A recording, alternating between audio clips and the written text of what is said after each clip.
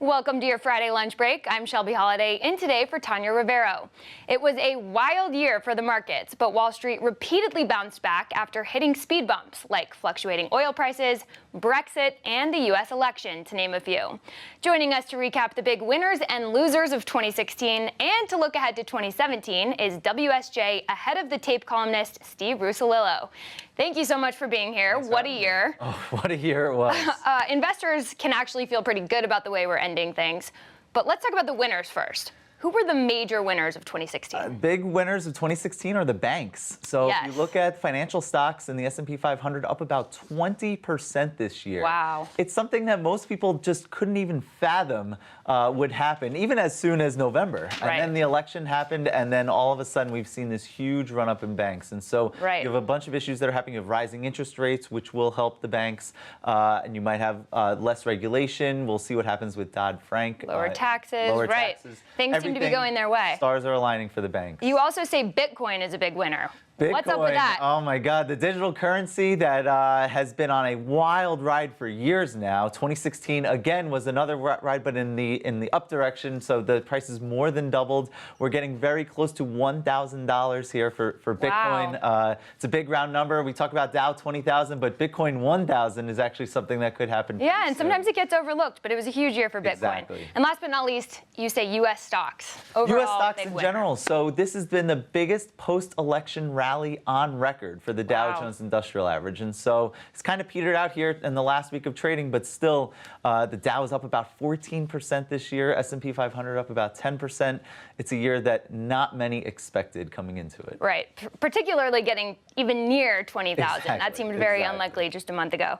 All right, unfortunately, there were some losers. Things weren't entirely rosy. The pound got pretty slim. Yeah, so as you mentioned, Brexit was a really huge surprise development that happened in the middle of the year, and the pound took a huge hit from it and just was not able to recover even as the year progressed. Still, the pound just hasn't been able to recover from that big slump and in mid-June. We mentioned stocks went up, but U.S. bonds, yes, not so much. So the people are saying that the bull market in bonds may finally actually be over. I want to hedge that one a little bit because people have been saying that for 35 years now. But we saw in the 10-year yield it hit a record low 1.3% in the summer. Now it's up to 2.5%. That's a huge rate of change, and a lot of forecasters see more of the same in 2017. And last but not least, it was a really interesting year for healthcare.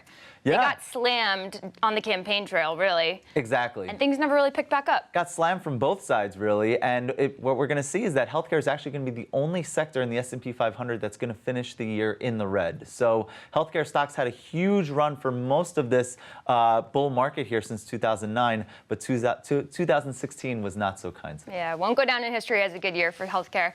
All right.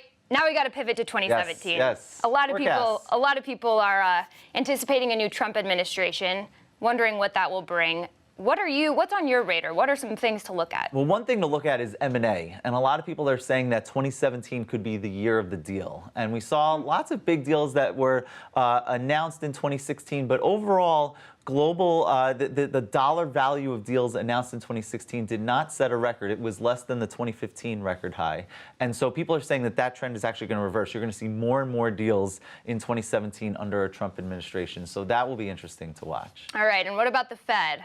We heard their forecast. Will they actually follow through? So we had one rate increase in 2015, one rate increase in 2016, and now people are expecting 3 in 2017. It's one of those things where the Fed usually overpromises and underdelivers, but this year actually could be a difference. You could see 3 rate increases. You could see even more if we start seeing the growth and the inflation that a lot of people are talking about. Exactly, and unemployment's in a pretty good place already. So 4.6%. It could happen. Last but not least, drug prices. Drug prices, yeah. So this was another huge issue on the campaign trail, and you saw a lot of companies, as we were talking about healthcare stocks, a lot of companies were hit hard with this drug pricing scandals and fiascos that were going on. Mylan comes to mind, the EpiPen maker. It's going to be interesting to see what happens in 2017. I think with the campaigns over, I don't think this will be as much of a focus as you saw in 2016. Which, therefore, if it's not in the spotlight as much, you could see prices going higher. Yeah, no news might be bad news. Exactly. Steve, thank you so much for being here. Thank you. Happy New Year. Great year. Happy New Year to you as well.